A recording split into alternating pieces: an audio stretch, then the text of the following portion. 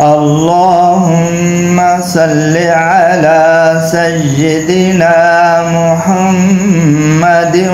وعلى آل سيدنا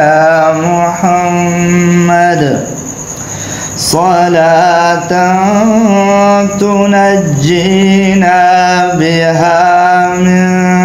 جميع الأهوال والآفات وتقضي لنا بها جميع الحاجات وتطهرنا بها من جميع السيئات وترفعنا بها عندك أعلى الدرجات وتبلغنا بها أقصى الغايات من جميع الخيرات في الحياة وبعد الممات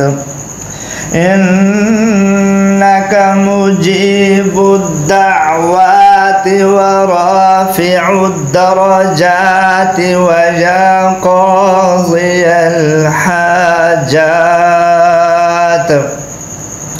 ويا كافي المهمات ويا دافع البليات ويا حل المشكلات أغثني أغثني أغثني يا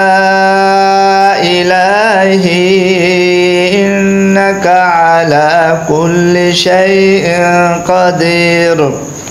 اللهم صل على سيدنا محمد النبي الأمي وآله